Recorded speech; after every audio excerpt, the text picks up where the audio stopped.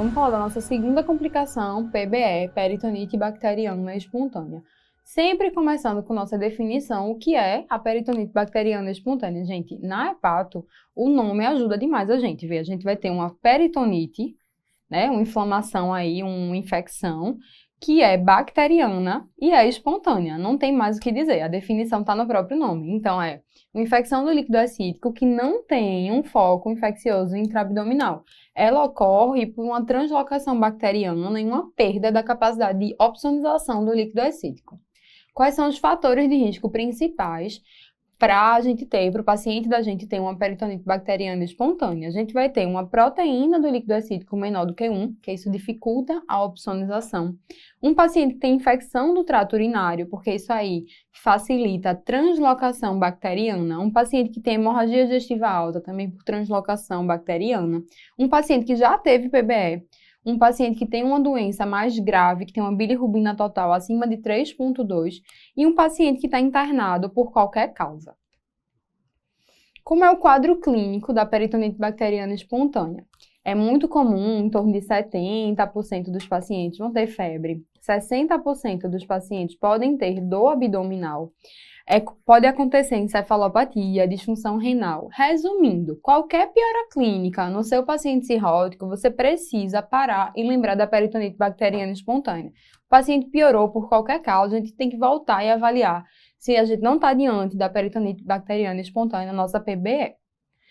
Como é a peritonite bacteriana espontânea? Que bactéria acontece na PBE?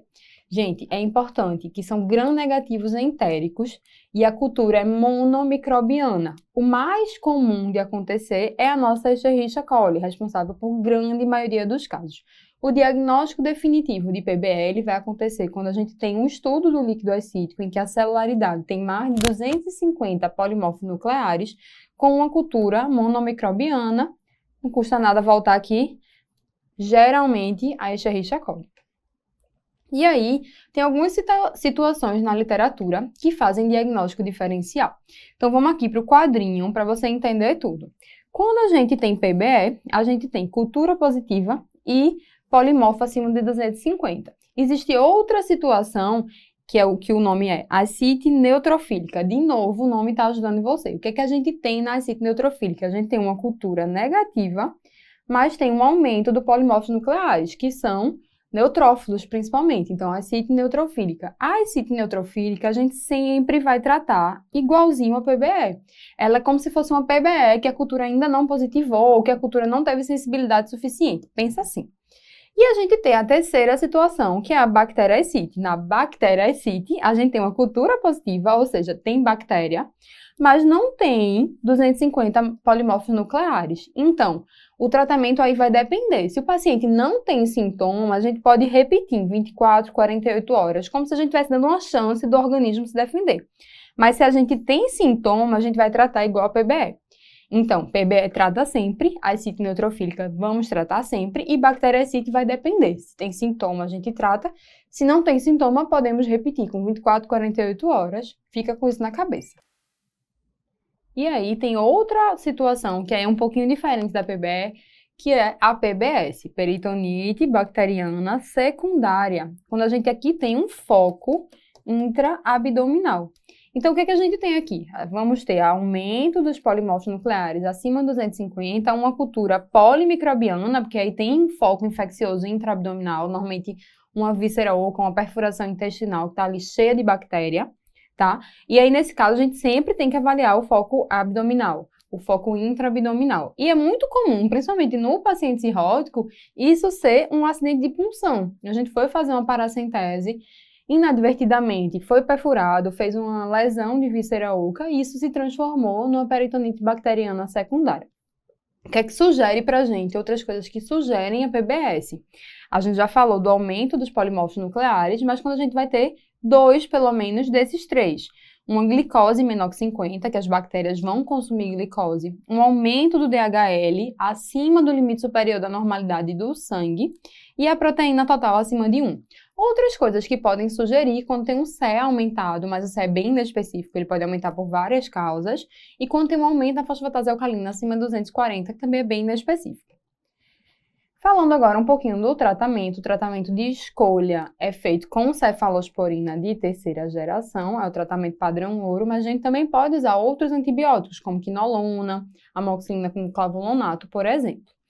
Falou em PBE, a gente precisa fazer profilaxia da síndrome hepatorrenal, que a gente vai falar um pouquinho mais para frente. Porque esse paciente pode ter uma disfunção circulatória. 30 a 40% desses pacientes podem evoluir com piora da função renal. Então, pensou em PBE, profilaxia. Como é que a gente faz essa profilaxia? 1,5 gramas por quilo de albumina no primeiro dia e 1 grama por quilo no terceiro dia. Lembra aqui, gente, falou da PBE, tem que fazer profilaxia, lembra da albumina e as questões cobram muito isso. Então, vamos agora falar da última parte de peritonite bacteriana espontânea, que é justamente a profilaxia. Profilaxia a gente vai dividir em dois tipos. A profilaxia primária, aquele paciente que nunca teve PBE, mas está numa situação de muito risco, de um risco muito elevado para a PBE. E a profilaxia secundária, que é aquele paciente que já teve, tratou e agora a gente quer evitar que ele tenha novos episódios. Falando da profilaxia primária, a situação mais comum é a hemorragia digestiva alta. Nesses pacientes, a gente vai sempre fazer a cefalosporina de terceira geração ou quinolona na dose profilática por 7 dias. Além disso, tem outras situações menos comuns. A gente pode ter uma proteína do líquido acítico menor do que 1,5, que aqui dificulta a capacidade de opsonização num paciente com insuficiência hepática ou renal importante. Aqui é uma indicação para fazer também a profilaxia primária. Ou quando o paciente tem uma proteína do líquido acítico menor que 1 e está hospitalizado por qualquer outra causa. Em relação da profilaxia secundária, a gente quer causar uma descontaminação seletiva do lumen intestinal. Quer ficar ali diminuindo translocação, evitando que esse paciente tenha um novo episódio. Nesses pacientes que já tiveram, depois do tratamento, a gente vai fazer o norfloxacino na dose de 400 mg por dia, para sempre, gente, para sempre, até a resolução da CIT, até o paciente transplantar. Então, assim, a perder de vista. Teve uma vez PBE, vai fazer antibiótico para sempre. Diga logo para sempre para o seu paciente. Então, vamos para a nossa questão. USP 2023, R3 de Clínica Médica. A gente tem um homem de 54 anos com cirrose hepática por vírus C, e aí ele é um child B9. Ele está vindo com confusão mental e dispneia há 5 dias. Ele não teve tosse nem febre. No exame clínico, está com pressão arterial de 100 por 50 milímetros de mercúrio, uma frequência cardíaca de 84, uma frequência respiratória de 22, saturação de oxigênio 92 em ambiente, com temperatura axilar de 35,8. Está com uma fala confusa. É um paciente que está com flepo e tem uma ausculta pulmonar com murmúrios diminuídos em 2/3 do hemitórax direito. Então, a gente tem um paciente que tem aí uma ausculta diminuída, vamos descobrir por quê, e um paciente que está em plena encefalopatia, tá? O abdômen com ascite em pequena quantidade e edema, uma cruz em 4 em membros inferiores. No toque retal, ele não tem melena, não parece estar tendo aí uma hemorragia associada. Ele foi submetido a uma toracocentese de alívio com retirada de 2 litros. Então, aquela diminuição dos murmúrios era por líquido ali nesse hemitórax direito. E os seguintes resultados, tem um pH aí de 7,4, um DHL de 90, uma glicose de 65, proteínas totais de 1,5 com albumina de 0,8. Aí, gente, os leucócitos foram de 1.100 com 50% de neutrófilos. Então, a gente tem mais de 250 de polimorfos nucleares, tá? A bacterioscopia até então está negativa. Os exames laboratoriais séricos, a gente tem uma albumina de 3, proteína total de 6, os tratamentos que devem ser instituídos. A primeira coisa é a gente descobrir se isso aí é por causa da cirrose. Então, a gente calcularia o GASA para o hidrotórax hepático dele, tá? Então, a gente já viu que a albumina dele é de 3, então a gente tem 3, menos a albumina do líquido, que é 0,8. Então, gente, esse resultado aqui está maior ou igual do que 1,1, a gente já sabe que é por hipertensão portal. Então, a gente tem um paciente que tem uma hidrotórax por hipertensão portal e tem encefalopatia. E nesse hidrotórax ele está infectado. O que é que a gente deve fazer para o nosso paciente? Letra A, ceftriaxona, cefalosporina de terceira geração, perfeito, vai tratar essa infecção no hidrotórax hepático. E lactulose para encefalopatia, perfeito, provavelmente a resposta à nossa questão.